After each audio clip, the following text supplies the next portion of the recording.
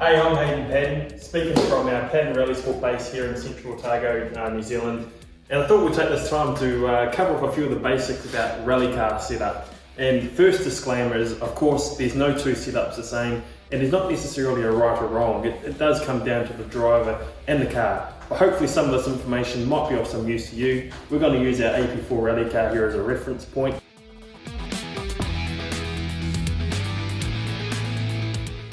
So with car setup, I like to break it down into two areas. One is exploiting the grip and the traction as much as you can to the conditions. And the second one is driver comfort, which allows a driver to drive the car faster. And you've got to start with exploiting the conditions the most to start with. And that comes down to both differentials and suspension. You know, maximum traction, maximum grip means as less wheel spin as you can, making the tyre work in whatever the surface may be, whether it's dry, wet, muddy, gravel or tarmac.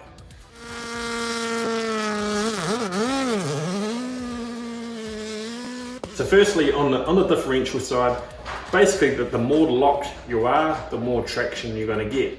The downside to that is that the more locked it is, the more difficult it is to drive. So it's about finding a compromise there, depending on the driving style, and as I say, also the conditions. If you're in a high grip conditions, you can actually run a more loose or unlocked diff setup because the road will provide the grip to the tyre.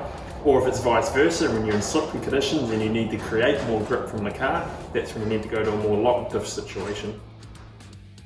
So when we talk about the mechanical diff, there's three main components. You've got the ramp angle and how fast it ramps up. You've got the friction plates, which is providing the preload to help the ramp up.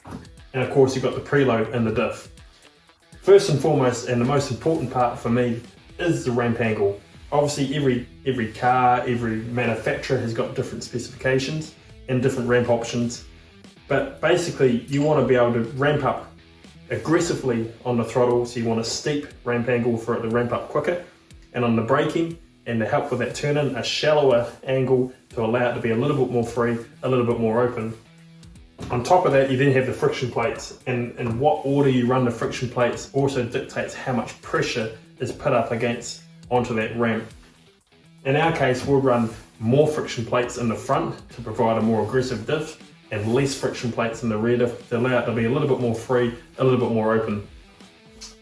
And then to complement all that, once you've got it all together in the diff unit, then it's all about setting up the preload with the plates. Again, every diff is different. We tend to run sort of anywhere between 60 to 80 newton meters of preload on the front. And again, like everything else, you see there's a bit of a pattern emerging here, a little bit less preload in the rear, just to allow it to be a little bit more of a passenger, but again, allowing that rear diff to work enough get the traction. On the suspension side, similar sort of philosophy. The softer you go, the more grip you get, but then the more body roll and chassis roll you get, which then can create a lot more inertia and basically become a pendulum effect. And then you can go harder, which makes the car more precise, a little bit easier to drive, but then you lose grip. So it's about, again, finding the compromise, depending on the road surface. If the road's providing a lot of grip, then you can go harder because you don't need to find the grip through the suspension or the diffs. The road's going to provide that grip for you, and vice versa. If you have to go finding the grip, you need to go softer in the suspension. So also on the suspension, there's lots of different theories and methods. You can have a slow damper speed, which is hard valving with a soft spring, or vice versa. You can have a hard spring with fast damper speed or soft valving. I like to be a little bit more on the side where I don't want to control the car too much on the spring. So I like to have a softer spring with a slightly slower damper speed and control the car through the damper. Again, the spring has to support the weight of the car, and I've always tended to be towards the front of the car is generally where more weight is. So of course with that extra weight in the front, especially with the engine, you need to support that weight, you need to support the car and the chassis to keep the balance. So this generally means we're always a little bit heavier on the front spring rate compared to the rear spring rate. The rear you want to be a little bit softer, so again you can get that grip. You need to create the energy from the car and allowing the damper to move and push that energy into the tyre. Every car has been different in the weight of the spring depending on the weight of the car. We'll run anywhere from 30 to 36 Newton meter springs on the front of this, and then we're generally 1 or 2 steps lower on the rear spring rate. And damper valving is trying to have it centralized on the settings with the valving, which gives you enough adjustment, softer or harder, during the event if you need it. Basically the only go-to I have during an event, I try not to change the car too much, but if I'm chasing a bit of grip, the conditions have changed, it's become wet or slippery, we'll open the rebound. By opening the rebound, you're just allowing the damper just to be a bit more free and try and allow the tyre to find the ground, the contours, or if it's muddy to try and cut through some of that as well. So the aim of the game is that we essentially need this thing to work to its absolute maximum potential. And there is such a thing as a car being too soft or too hard. We need the car to be soft enough to allow the body weight transfer, to allow that inertia, to allow the energy from the suspension and from the chassis to push the energy into the tyre and put that weight into the ground. The opposite side to that is if you're too soft and the car is too spongy, you're trying to find too much grip from going too soft, then you're not actually putting the energy into the tyre, it's still going through the suspension becomes slower as it absorbs it, and it's not transferring all the energy that you want into the tyre, into the ground. Of course, the softer the car also, you lose the body control. You need the car to be supportive enough to be nimble.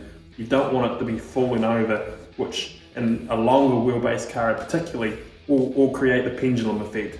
It depends on the car. The shorter the wheelbase of the car, generally the softer and more unsupported you can go because the car is more nimble, the roll centers are closer together. Every car is different, every driver is different, but essentially the limitation on grip is the tyre, so it's about exploiting the tyre as much as we can. So once you've identified the grip levels and you've got the car set up to get the most from the conditions, then it's about having a car that's easy to drive. At the end of the day, a car that's maybe not as fast, but is easy to drive for the driver is going to go faster than a fast car with a poor setup and the driver's got no confidence. So driver confidence is key. So using my driving style as a reference point, I like the car to be a lot tighter if you like, and I like to make the car work. So this means that I'm unsettling the car on the corner entry, allowing the car to be tighter in the diffs, that when I come on the throttle from mid to exit, then the car can really grip up and go. You compare that to some of the Europeans who tend to drive the car a little bit straighter. They want the diffs to be a little bit looser. They come into the corner straighter. They want the car to release and turn through the corner, and then maybe don't get quite as much traction off the corner. You know, there's pros and cons both ways. I think the most efficient way, as we all know, rallying is to be smooth. And the key thing with this is less tyre wear. You know, I'm the first to admit that the way that I drive the car, I think you can carry more corner speed, and maybe in a short distance it can be faster. But it is harder on the car, it does create more tyre wear. So it's about trying to find that balancing act between being smooth, but being a little bit aggressive to keep that corner speed and keep that momentum. So to recap, we'll use the model of our Kona EV rally car here just to go over some of the basics of what I expect the cars that I'm driving to do when we get into each corner. So obviously approaching the corner, the first thing that's often overlooked is actually the brakes. When you first apply that big brake pressure, you need that bike to transfer the weight onto the front axle to get the weight down there, but then you need the damper to keep the weight down there and not be so soft and fast that it pops back up again, and as you go to turn you get a whole lot of understeer. So we want that high brake pressure with the weight transfer. We want the car pitching under braking. We now start turning the car in, getting it towards the apex of the corner, and to help promote that, we want the rear to be a little bit unstable but also still have grip. So we want the rear damper with the rebound to be pushing down to keep the wheel on the ground, so that we can just get enough angle on the car to see the apex to pick up the throttle early.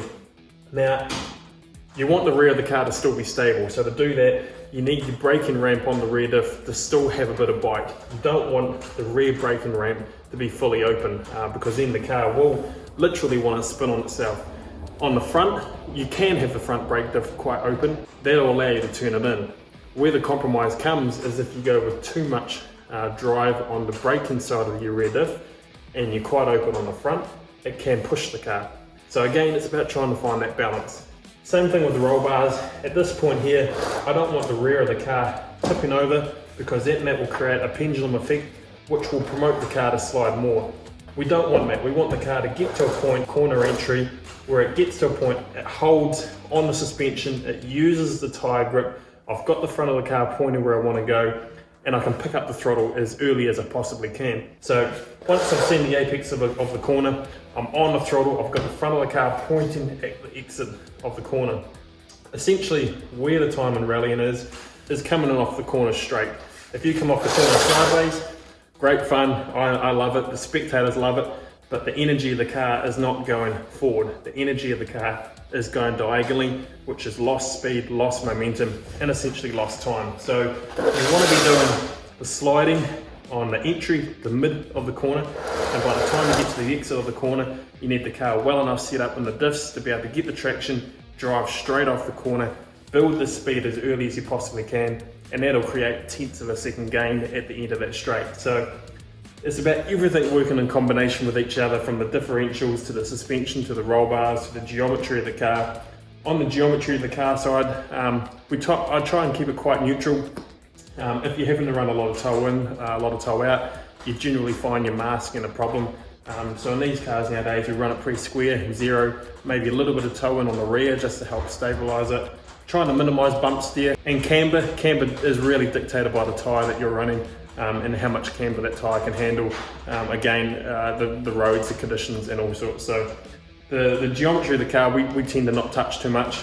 We like to promote some dive and squash in the car, which helps with the grip. Again, not too much, so maybe you have to play with the anti-dive and anti-squat, but in general, it is a long process. First and foremost, it's about trying to find a nice simple balance that is easy to drive, and then fine tune it from there to build on the speed and build on the performance of the car.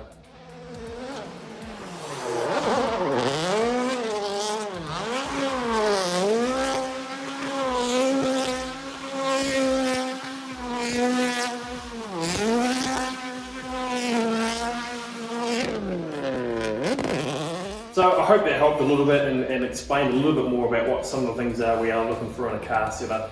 As I say, I'm not an expert, I'm just going off some of the previous experience from all the various cars I've driven over many years, and many things I've learned, the hard and the easy way, and passing some of that on to you. So hopefully some of that helps, and by all means, if you're here in New Zealand and you need any help with anything you're doing, you can contact us at any time. As you say, we've got a workshop here with varying cars in it, 6 very highly skilled technicians and engineers, and we're open here for any jobs, big or small. So contact us at any time, follow us through our social channels, and hopefully we'll see you out in the rally stages soon.